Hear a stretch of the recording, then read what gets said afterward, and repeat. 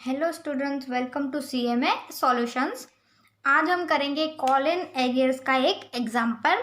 इससे पहले के वीडियो में मैंने डीपली आपको by 2 methods call in arrears को एक्सप्लेन किया है। अगर आप पहली बार कॉल इन एरियर्स का वीडियो देख रहे हैं तो आप इससे पहले वाला वीडियो ज़रूर देखें, जिसमें आपको और अच्छे से डीपली बेस समझ में आ जाएगा और उसके बाद आप इस सम को अच्छे से समझ पाओगे।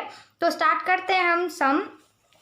ABC Limited issued 18 lakh equity shares of ₹10 each। Okay, ABC Limited ने कितने शेयर्स इशू किए मार्केट के अंदर? 18 lakh equity shares of ₹10 each। The company received applications for 20 lakh shares। अब मार्केट के अंदर इशू कितना हुआ? 18 लाख, लेकिन रिसीव कितना हुआ है कंपनी को एप्लीकेशंस? 20 लाख। तो यहाँ पे हम देख सकते हैं कि जो 2 लाख की एप्लीकेशन है वो यहाँ पे एक्सेस एप्लीकेशन होगी। 20 लैक्स में से 18 लैक्स को आप लेस करोगे तो 2 लाख यहाँ पे आपकी एक्सेस एप्लीकेशंस होगी।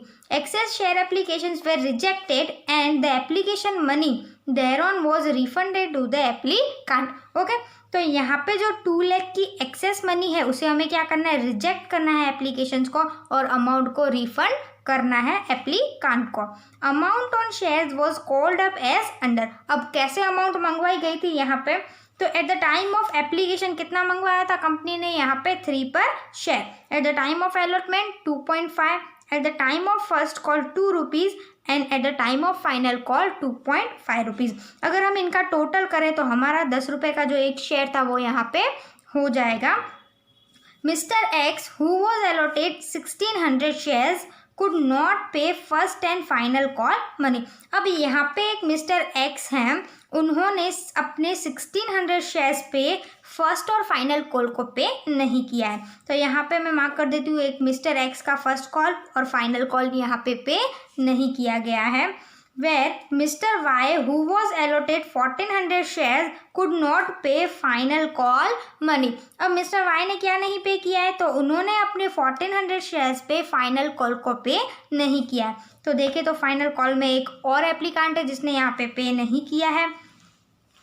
उसके बाद except this all the amounts due from all the share holders. Okay, were received on due dates. इसके अलावा जो बाकी के शेयर होल्डर्स हैं except mister X and Y, उन्होंने यहाँ पे पेमेंट कर दिया था on due dates. Mister X and mister Y paid call in arrears amount at a later date. अब जो उन्होंने यहाँ पे नहीं किया वो उनका को क्या हो जाएगा? कंपनी के लिए कॉल इन एरियर हो जाएगा। जो कॉल इन एरियर वो लोग पीछे से लेटर डेट पे कर रहे हैं। अब क्या करना है हमें? पास necessary general entries in the books of company. Okay, necessary general entries यहाँ पे पास करनी है कॉल इन एरियर्स के रिगार्डिंग। अब यहाँ पे एक छोटी सी हम कैलकुलेशन कर लेते हैं। तो मैंने यहाँ पे लिखा है mister X and mister Y application money, allotment, first call and final call. तो यहाँ पे मैं बेसिक कैलकुलेशन कर दूंगी जिससे हमें पता चलेगा कि मिस्टर एक्स और मिस्टर वाई के कॉल इन एरियर्स कितने होंगे। तो मिस्टर एक्स ने एप्लीकेशन के टाइम पे किया था, अलॉटमेंट भी पे किया था, फर्स्ट और फाइनल कॉल वो नहीं पे कर पाए। तो फर्स्ट और फाइनल कॉल 1600 शेयर्स पे यहाँ पे कॉल इन एरियर हो जाएगी। और मिस्टर वाई का अगर हम देखें तो उन्होंने भी एप्लीकेशन पे किया था, अलॉटमेंट पे किया था, फर्स्ट कॉल तक भी वो पहुँच गए थे, पर eight the time of final call वो 1400 शेयर्स पे फाइनल कॉल पे नहीं कर पाए। तो टोटल अगर हम देखने जाए तो फर्स्ट कॉल मनी है वो कितने 100 कॉल इन एरियर्स होंगे? Eight the time of first call 1600 और at the time of final call अगर हम देखें तो 1600 मिस्टर एक्स के और 1400 मिस्टर वाई के, यानी 3000 के शेयर्स होंगे, उस पर कॉल इन एरियर्स होंगे eight the time of final call. Okay, तो ये हमने बेसिक कैलकुलेशन कर दी कॉल इन एरियर्स की। अब हम अपनी नेसेसरी जनरल एंट्रीज को पास करते हैं जो सम में बोली गई थी। तो सबसे पहले आप कौन सी एंट्री यहाँ पे करोगे? तो सबसे पहले जो एंट्री होती है वो कौन सी होती है? जब एप्लीकेशन मनी यहाँ पे रिसीव होती है कंपनी को। कैसे होती है रिसीव? तो जब एप्लीकांट यहाँ पे एप्लीकेशन लेते हैं, कंपनी को जितनी एप्लीकेशन मिलती है वो टोटल मनी यानी कितनी मिली? यहाँ पे 20 लाख एप्लीकेशंस मिली, तो वो पूरी की पूरी है वो कंपनी के बैंक अकाउंट में ट्रांसफ़र हो जाएगी यहाँ। इसीलिए जो फर्स्ट एंट्री हमारी एप्लीकेशन की होगी वो हम टोटल एप्लीकेशन रिसीव से दिखाएंगे। तो यहाँ पे एंट्री पास करेंगे bank account debit to equity share application account. कितने शेयर्स हैं? तो टोटल 20 लाख शेयर्स पे एप्लीकेशन रिसीव हुई है और at the time of application company ने कितना लिया था? यहाँ पे 3 रुपीज़ पर शेयर लिया था। तो अगर हम इंटू 3 से करें तो 20 लाख इंटू 3 कितना हो जाएगा? यहाँ पे 60 लैक्स। तो at the time of application company को टोटल एप्लीकेशन मनी जो रिसीव होगी वो कितनी होगी? 60 लैक्स। यहाँ पे नरेशन भी लिख देते हैं हम, being amount received on application। Okay, application के टाइम पे यहाँ पे उन्हें मिला। अब सेकंड एंट्री कौन सी पास होगी? तो सेकंड एंट्री जो होती है उसमें हम क्या करते हैं, एप्लीकेशन मनी जो मिली है और एक्चुअल जो है, तो एक्चुअल मनी को हम ट्रांसफ़र करते हैं इक्विटी शेयर कैपिटल अकाउंट में और जो बाकी की है एक्सेस मनी उसे हम रिफंड कर देते हैं एप्लीकांट को। तो उसके लिए हम एंट्री क्या पास करेंगे? तो यहाँ पे जो आपने क्रेडिट किया है amount equity share application account करके वही आप यहाँ पे डेबिट करोगे। तो equity share application account debit, कितनी अमाउंट से हमने क्रेडिट किया था? यहाँ पे 60 लाख से, तो हम डेबिट भी उतनी ही अमाउंट से करेंगे। और 2 क्या करेंगे? हम ट्रांसफ़र करेंगे इक्विटी शेयर कैपिटल अकाउंट में। 2 इक्विटी शेयर कैपिटल अकाउंट कितना ट्रांसफ़र करोगे आप यहाँ पे? तो कितनी थी एक्चुअल इशू, कितना हुआ था यहाँ पे? 18 लैक्स। तो हम यहाँ पे ट्रांसफ़र कितना करेंगे? 18 लैक्स इंटू 3 पर शेयर। तो 18 लाख इंटू 3 अगर मैं करूं तो यहाँ पे कितना हो जाएगा इक्विटी शेयर कैपिटल अकाउंट में ट्रांसफ़र? 54 लैक्स। और 2 हम क्या करेंगे यहाँ पे? बाकी का हमें क्या करना था? रिफंड करना था। तो रिफंड करेंगे तो बैंक अकाउंट क्रेडिट हो जाएगा यहाँ पे। 2 बैंक अकाउंट कितना करना है हमें रिफंड यहाँ पे? तो कितने एक्सेस मनी है यहाँ पे? 2 लाख एक्सेस मनी है और 3 पर शेयर हमें देना है। तो 2 3 जा 6, यानी यहाँ पे 6 लाख रुपीज़ क्रेडिट हो जाएंगे बैंक अकाउंट में। तो यहाँ तक हमने एप्लीकेशन को कर दिया। नरेशन लिख देते हैं हम, being amount refunded to applicant. Okay, अब हम यहाँ पे थर्ड एंट्री में अगर हमारी आ जाए तो एप्लीकेशन यहाँ पे हो चुका। अब हमारी बारी आती है अलॉटमेंट की। तो at the time of allotment क्या एंट्री पास होगी? तो सबसे पहले जो अलॉटमेंट मनी होती है वो ड्यू होती है। तो ड्यू करने की एंट्री हम यहाँ पे करेंगे equity share allotment account debit to equity share capital account. Okay, तो equity share allotment account debit to equity share capital account, कितने शेयर्स हो जाएंगे यहाँ पे? तो कितने शेयर्स कंपनी ने इशू किए थे मार्केट के अंदर? 18 लाख इंटू वो अलॉटमेंट पे कितने मंगवा रही है? 2.5 पर शेयर। तो 18 लाख इंटू 2.5 अगर हम करें तो हमारा आंसर यहाँ पे हो जाएगा 45 लैक्स।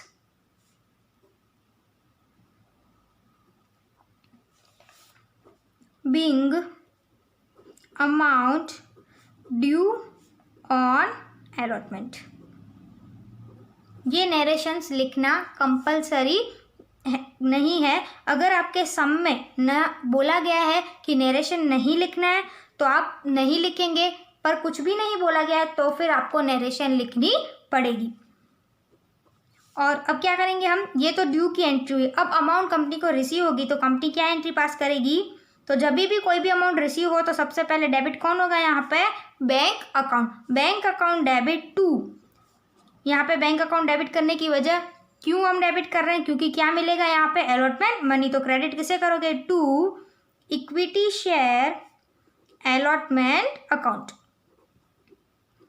कितनी अमाउंट से? उतनी ही अमाउंट से। क्यों उतनी ही अमाउंट से? क्योंकि यहाँ पे कोई भी कॉल इन एरियर्स नहीं है। कॉल इन एरियर्स तो फर्स्ट कॉल और फाइनल कॉल में है, इसीलिए यहाँ पे जितनी अमाउंट ड्यू करनी थी हमें वही अमाउंट हमें रिसीव होगी। तो यहाँ पे हो जाएगा 45 लैक्स।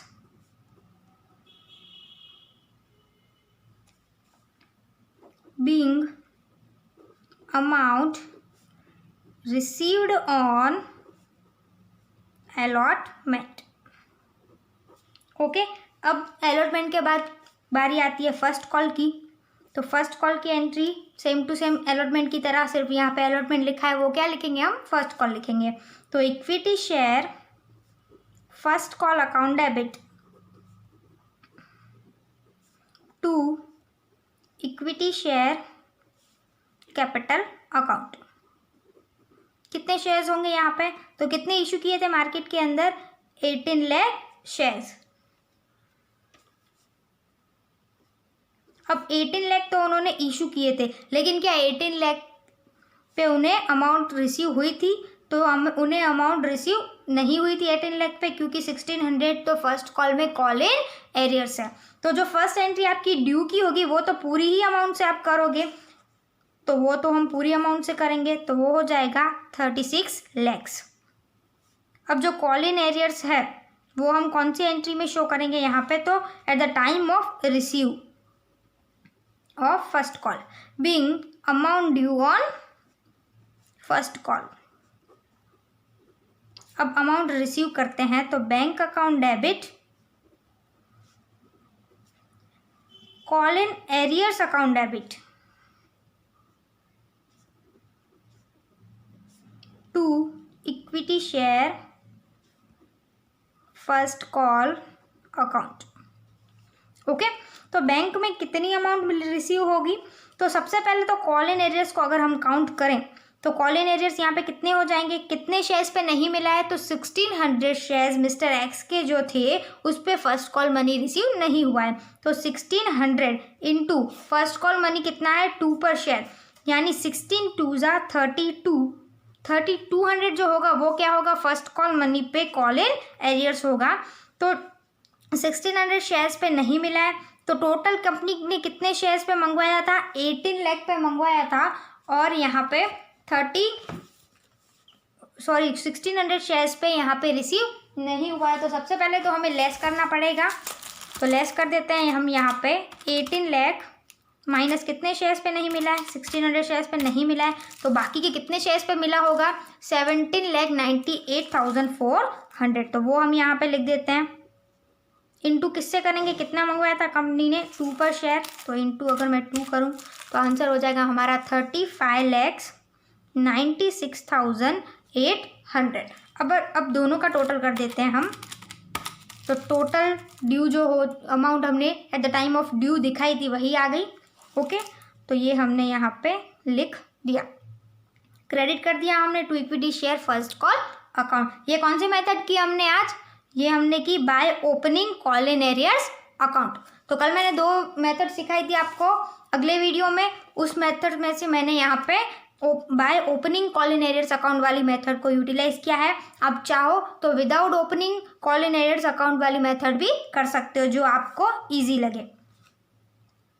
लिख देते हैं हम यहाँ पे narration being amount received on first call.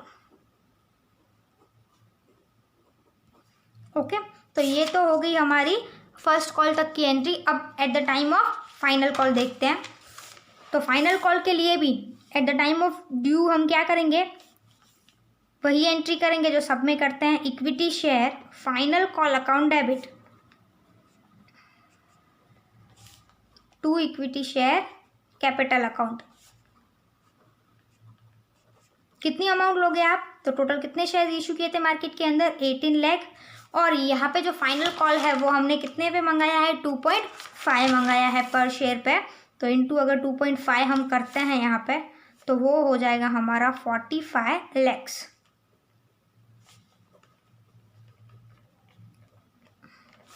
Okay, अब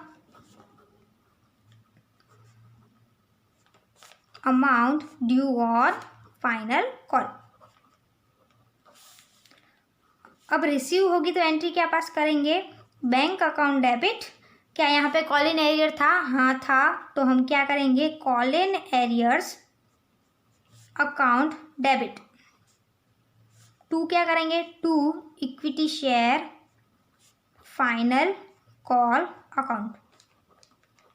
ओके, तो सबसे पहले कॉल इन एरियर्स को यहाँ पे काउंट कर लेते हैं। तो कॉल इन एरियर्स कितने थे eight the time of final call? तो अगर हम देखें तो at the time of final call यहाँ पे कितने हुए थे? टोटल 3000 शेयर्स हुए थे, और 3000 शेयर्स पे कितने होंगे? 2.5 पर शेयर। तो 3000 शेयर्स ले लूँ मैं यहाँ पे, इंटू 2.5 अगर हम करें तो हमारा आंसर क्या हो जाएगा यहाँ पे? 7500। तो वो हम यहाँ पे लिख देते हैं कॉल इन एरियर्स में। अब बैंक अकाउंट में अमाउंट कितनी रिसीव होगी? तो कितने शेयर्स आपने मार्केट के अंदर इशू किए थे? 18 लाख। कितने शेयर्स पे आपको फाइनल कॉल रिसीव नहीं हुआ है? तो 3000 शेयर्स पे नहीं रिसीव हुआ है। तो बाकी के जितने शेयर्स आपके बचे उस पर रिसीव होगा? हाँ होगा। तो लिख दो 17,97,000 इंटू कितना मंगवाया था आपने पर शेयर? 2.5। तो इंटू कर दो आप 2.5 से, तो मिल जाएगा आपको यहाँ पे फाइनल कॉल मनी 44,92,500। तो लिख देते हैं हम यहाँ पे 44,92,500। अब दोनों का अगर मैं टोटल करूँ तो फाइनल कॉल मेरा आ जाएगा, जो मैंने ड्यू में दिखाया था 45 लाख। तो वो हम क्रेडिट साइड दिखा देते हैं। ओके, तो यहाँ तक हमने फाइनल कॉल की अमाउंट रिसीव की। अब एक लास्ट और एंट्री बचती है, पहले हम नरेशन लिख देते हैं, Bing amount received on final call. Okay, तो यहाँ पे एक और एंट्री बचती है क्या? तो कॉल इन एरियर्स जो थे उसके बारे में यहाँ पे क्या बोला गया था? कॉल इन एरियर्स के बारे में, mister X and Y paid call in arrears amount at a later date, यानी पीछे से उन्होंने पे किया है तो हमें एंट्री पास करनी होगी। तो एंट्री पास करते हैं हम, तो वो एंट्री क्या होगी? तो अमाउंट रिसीव होने की एंट्री क्या होगी? Bank account debit to. क्यों बैंक अकाउंट को डेबिट कर रहे हो? क्योंकि यहाँ पे क्या रिसीव होगा आपको? Call in arrears. तो आप क्रेडिट किसे करोगे? To call in arrears account. कितने शेयर्स पे होगा वो? तो कितनी अमाउंट होगी कॉल इन एरियर्स की? कितनी थी? तो अगर हम फर्स्ट कॉल के टाइम पे देखें तो फर्स्ट कॉल के टाइम पे कितने थे कॉल इन एरियर्स? यहाँ पे 3200 थे। और एट द टाइम ऑफ अगर हम फाइनल कॉल देखें तो वो कितने थे? 7500 थे। तो यहाँ पे हम दोनों को दिखा देंगे कि इतनी मनी हमें मिलेगी 3207।